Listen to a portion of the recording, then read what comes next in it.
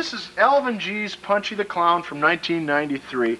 You may remember a couple years ago there was a factory called Alvin G. Alvin G, of course, stands for Alvin Gottlieb.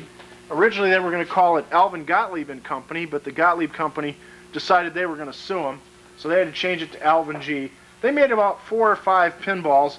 One of them was this little mini pinball called Punchy the Clown. If you look at the cabinet here on the side, you'll see that it's considerably shorter than a regular pinball. It's like a mini-sized pinball, not as deep. And also, there's extra holes here in the cabinet. If you want to, you can unbolt these legs and bolt them up here higher on the playfield so that the pinball sits about this high.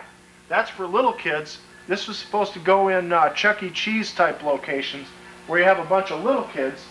Another reason that you can tell that is it's got a ticket spitter on it. And if you look here, it's one of those awful devices that spit out those tickets that the kids love to collect and get stupid, crappy prizes with. I don't agree with the idea of tickets. I think tickets just promotes gambling. I think it's evil. I think people should play for a free game, and that's it. But that's just me. I'm a stick in the mud. These kids nowadays, they want something for nothing.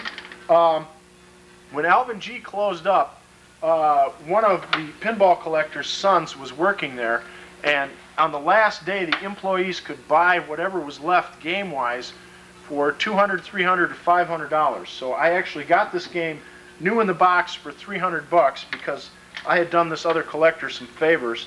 I would say for what it is, it's a good game. It's not a bad game. It's got great sounds. Hi, kid.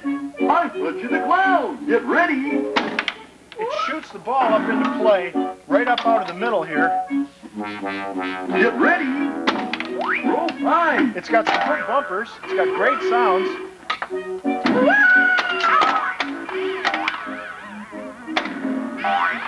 It's real goofy. And if you look down here, it says Switch Flipper. Now what this was is apparently they had made this up for the previous game, which was called AG Soccer Ball or AG Football.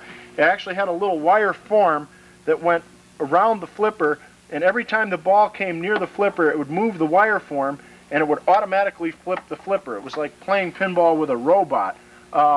Apparently they didn't want to spend money to remake this flipper, so they just ended up using the same flippers that said Switch Flipper on them, even though they weren't Switch flippers. Pretty neat game. I don't have any tickets to put in it. I had it in the Polo Towers. We ran a big arcade in the Polo Towers for a while. It did okay with the kids.